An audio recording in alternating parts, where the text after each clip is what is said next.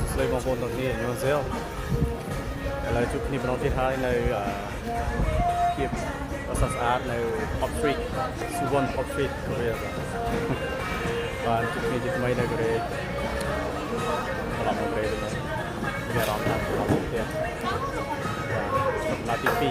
2ក្នុង Homeland បាទជួបបងប្អូនទាំងអស់គ្នាទស្សនានៅ Pop Street នៅ Suwon បាទបងប្អូនថាជាកូរ៉េឬក៏ជនបរទេសមករៀនគ្នាច្រើនមកលេងទីនេះពេលយប់ថាថ្ងៃសៅរ៍ឬថ្ងៃអាទិត្យហើយមានញ៉ាំអាហារក៏ជាផ្សារបែបផ្សេងៗច្រើនតិចទៀតសូមទស្សនាជុំបាទជំនុំបងប្អូនទាំងគ្នាទស្សនាតាមផ្លូវនេះបាទបើខ្ញុំបែរទៅខាងក្រោយនោះបងប្អូនគឺជាផ្លូវទៅកាន់សុវណ្ណយកតែខ្ញុំបាទដើរទៅទីសិនចុះត្រឡប់មកវិញនេះត្រឹមតែជាល្ងាចថ្ងៃពុធទេបងប្អូនថ្ងៃសៅរ៍ថ្ងៃអាទិត្យគេមនុស្សច្រើនជាងនេះបងប្អូន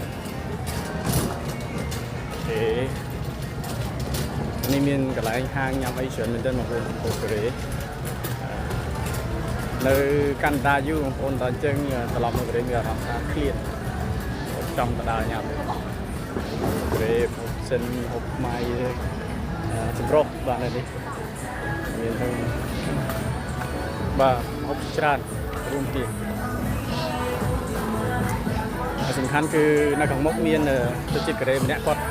រុញអទេសលក់លោតឆាយើងបា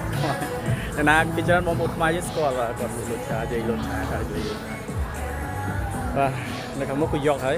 ហាងច្រើនខ្ញុំនៅខាងមុខគឺកន្លែងរបស់យាយលោតឆាតែខ្ញុំអត់បានដើរទៅទេដោយសារខ្ញុំត្រូវត្រឡប់ទៅវិញបាទភាពអាបងផ្លូវស្អាតរូបដើរច្រើនបងប្អូន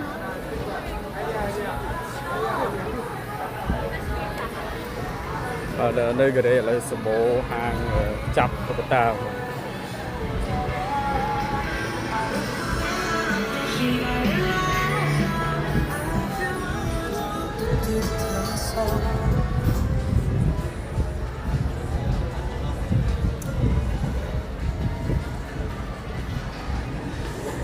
ច្រើនបងប្អូនជនបរទេសច្រើនបងប្អូនកូរ៉េយើងក៏ច្រើនមកនៅទីនេះផងដែរក៏មានក្លឹបខ្មែរយើងមាន3កន្លែងដូចគ្នានេះសុខនេះថ្ងៃសៅរ៍ថ្ងៃអាទិត្យមានច្រើនកន្លែងសាច់អាំងឃើញឃ្លាន